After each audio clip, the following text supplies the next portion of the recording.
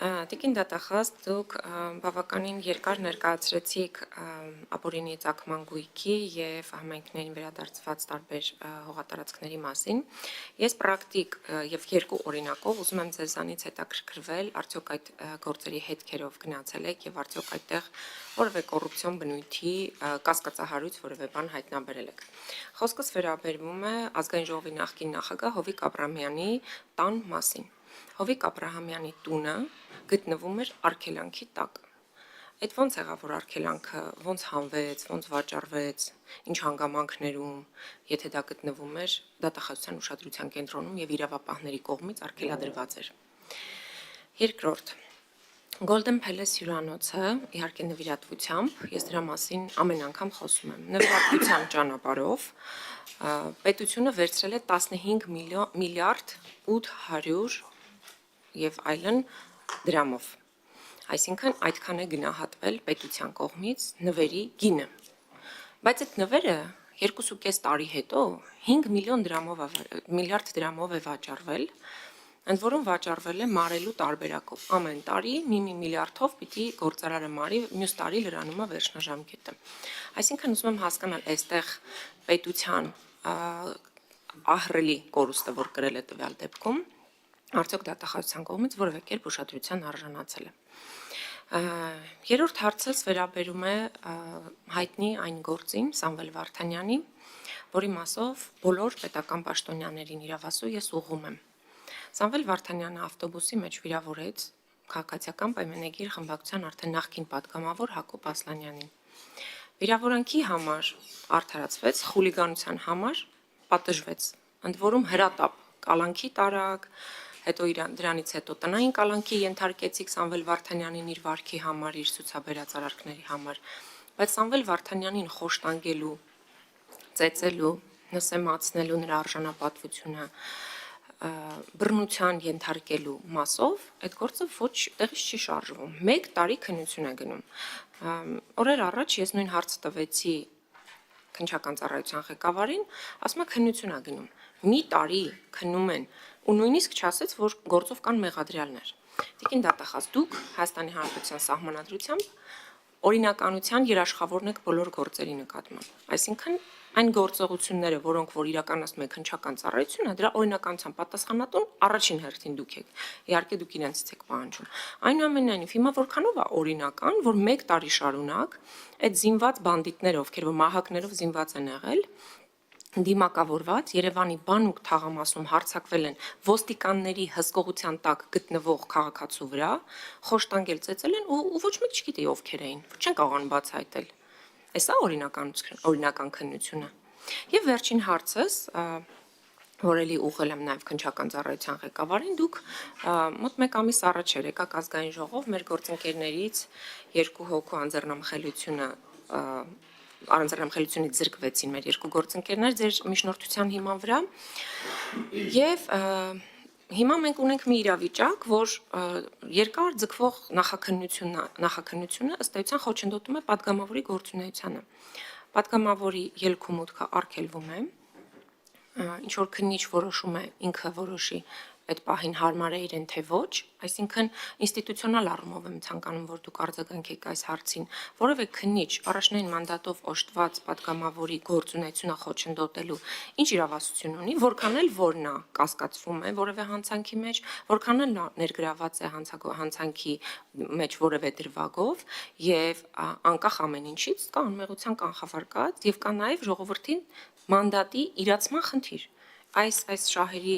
Այս դեպքում շահերի բախում չի, բայց բուն իմաստով գործողությունը հենց այդ բախման մասով ես ուզում եմ դուք ինստիտուցիոնալ պատասխան տաք, ինչու կարող է խոչընդոտվել падգամավորի գործունեությունը որևէ քննիչի կողմից։ Շնորհակալություն։ Խնդրեմ դին գլխավոր դատախազ։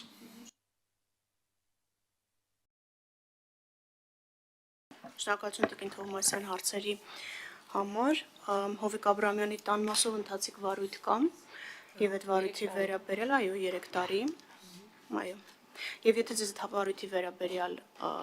որևէ տեղեկատվություն հետաքրքրում է, կարող եք գրավոր դիմելու ստանալ, բայց հաշվի առեք, որ տեղեկատվությունները շատ փակ են եւ ես ավելի քիչ եմ հանդիպում լրատվամիջոցներում նախաքննական գաղտնիքի տվյալների առկայություն, ինչը ինձ ուրախացնում է, դա նշանակում է, որ նախաքննական մարմինները շատ ավելի ուշադիր են իրենց կողմից առկա տեղեկատվությունը, իրենց կողմից մշակված տեղեկատվությունը օրենքով սահմանված կարգով պահպանելու եւ հետագայում արդեն դատարան ուղարկելու փուլում հրապարակելու մասով, ուստի ընթացիկ վարույթ կա, այդ վարույթի մանրամասները բնականաբար չեմ կարող ներկայացնել եւ չեմ ներկայացնել, որտեղ նախաքննության փուլում է գտնվում։ Նվիրատվության մասով կցանկանամ մի ընդհանուր դիտարկում անել։ Դուք նվիրատվություն եզրույթն եք օգտագործում, բայց այստեղ մի կարևոր հանգամանք կա։ Խոսքը պատճառված վնասի կամ հնարավոր վնասի վերականգնման մասին է։ Մենք նմանատիպ իրավիճակներ ելի ունենք։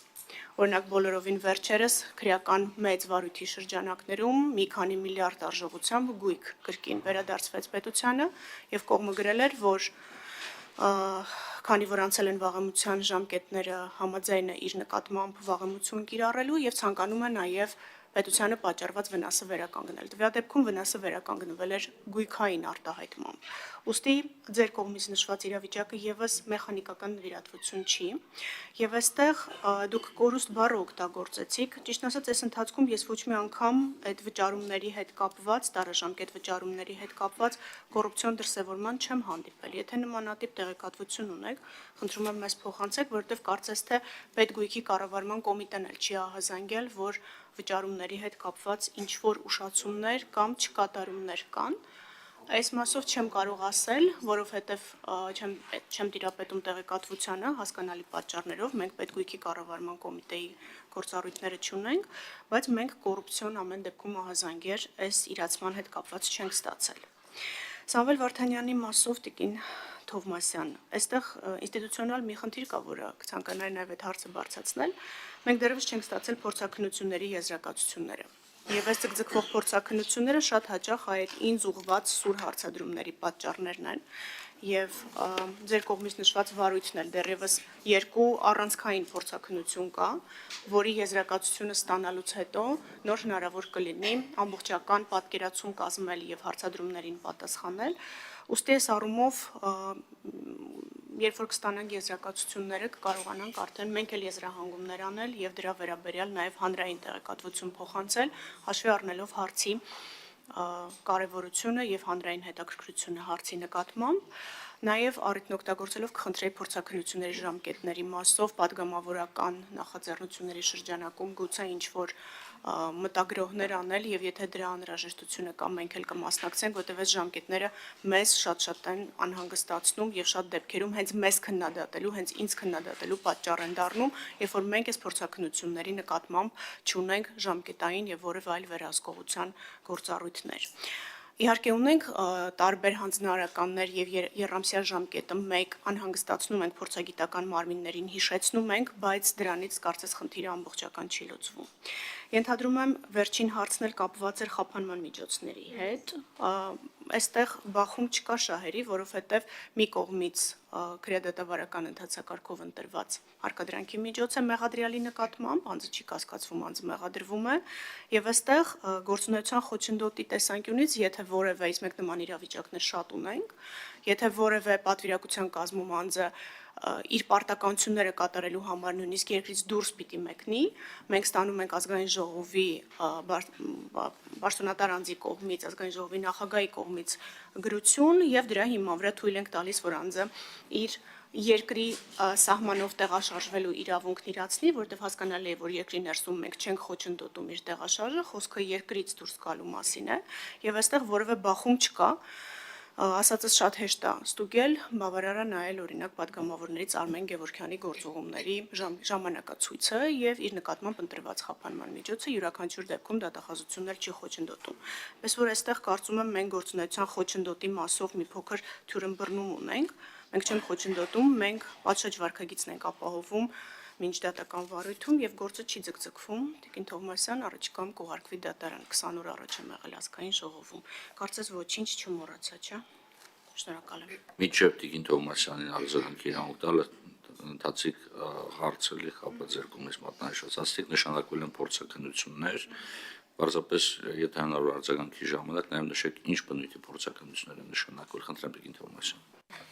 Շնորհակալություն։ Տեկին դատախազ, ես էլ փորձեմ հերթով արձագանքել ձեր պատասխաններին։ Ասում եք, որ նախաքննական գաղտնիք է Հովիկ Աբրամյանի տան հետ կապված գործընթացը։ Նայեք, 3 տարի շարունակ եւ ավել, գուցե, չեմ ուզում հստակ ասել, որտեվ լավ չեմ հիշում, մոտավորապես եմ ասում, քրեական գործը քննվում է։ Եվ ես ընդհանրապես հարցնում էի մեկ դրվագի մասին, ես նախաքննական գաղտնիք չէի ուզում։ Ոնց է հանվել արգելանքից այդ տունը, եթե գտնվում էր արգելանքի տակ։ Ինչ հանգամանքներում, որովհետև սա շատ կարևոր է հենց գործի մասին հանրային պատկերացումների մասով, այսինքն նաև իրավապահների գործողությունների ազնվության մասով։ Եվ ոնց է լինում, որ ես ինչքան չեմ ուզում ուղղակի իմ ունեցած տեղեկությունը ձեզ փոխանցել, վստահաբար դուք ավելին գիտեք, բայց ոնց կարող մի գիշերում արգելանք հանվի։ Եվ երկրորդ, նախաքննական գաղտնիք էլի ձեզանից չեմ ակնկալում, ես ընդհանրապես ասում եմ, դուք ինձ բացատրեք գործի էությունը։ Նախաքննական գաղտնիքի տակ 3 տարի թաքնված է իրավապահ համակարգը։ Տարաժամկետ վճարումների մասով Golden Palace-ի հետ կապված իմ հարցը տարաժամկետ վճարումներին չէր վերաբերվում։ Իմ հարցը վերաբերում էր պետության կրած վնասին, որ պետությունը նվիրատվություն է ստացել 15.8 միլիարդ դրամ, բայց վաճառել է այդ գույքը 5 միլիարդով։ Հիմա պետությունը օգտվել է թե դուժել է այս թվաբանության մեջ։ Սրա մասին էի խոսում։ Եվ արդյոք այստեղ կա որևէ ձեզ իրավաբանորեն հետաքրքրող հարց։ Օրինակ ինձ մոտ առաջանում է այդ հարցը. ինչ հանգամանքներում,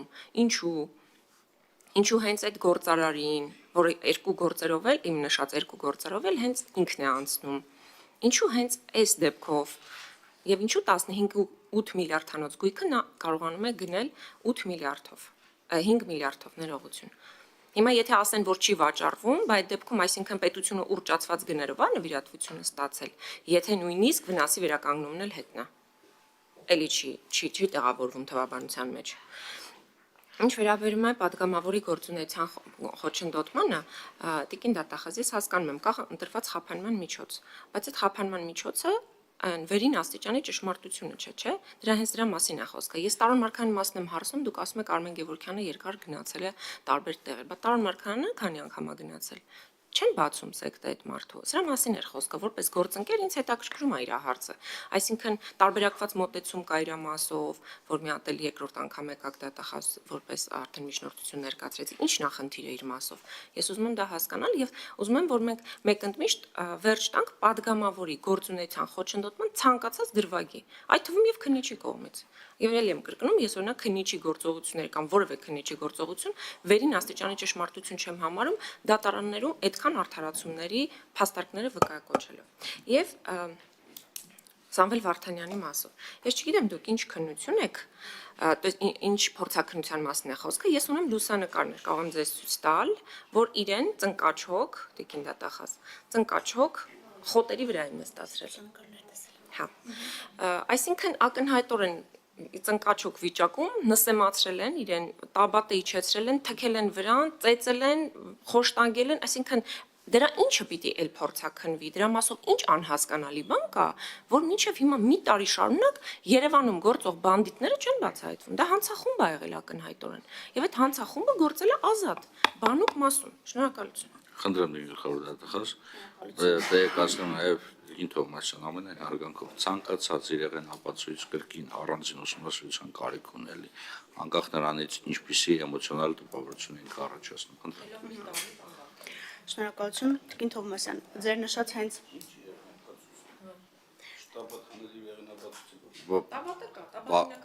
Պարոն Մինասյան, խնդրում եմ, ես ձեզ հնարավորություն կտամ եւ հարցի եւ ելույթի։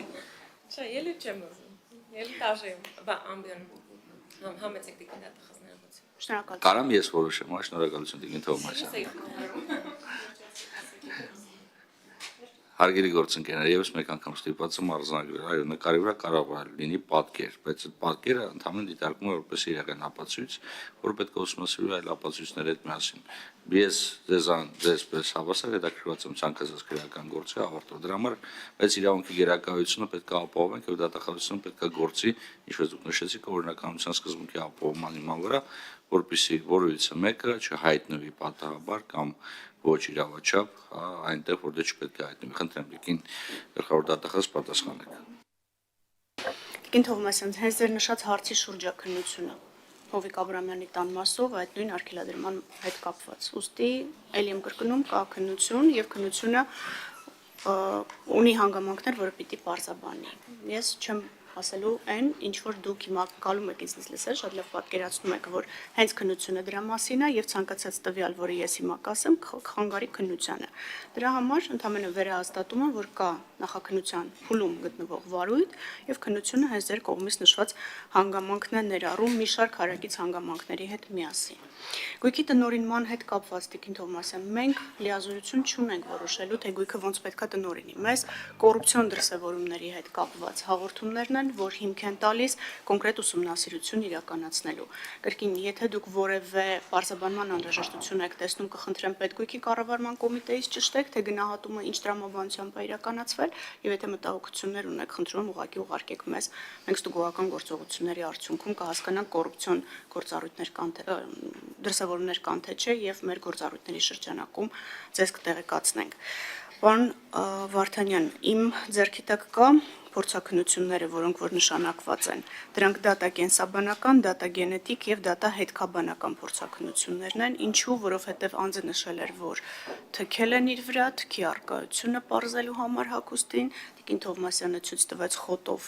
խոտի ենթադրաբար գույնով ներկված տաբատ, որը այստեղ հետքաբանական փորձաքննության առարկա է, այսինքն մեզ այս 3 ուղղություններով մինչև պատասխան չստանանք, Տիկին Թովմասյան, մենք լուսանկարը չեն կարող հիմք ընդունել եւ պնդել, որ այդքա առաջացել է հենց այն մեխանիզմով, որով որ անձն է պատմում։ Քրեական արդարադատությունում միանշանակ հեշտ չի այդ հարցը։ Դրա համար 3 փորձաքննություններ են, որոնք, ինչպես ես նշեցի, դեռևս եզրակացությունները ստացված չեն եւ նշանակվել են 2024 թվականի մայիսի 15-ին, պարոն Վարդանյան։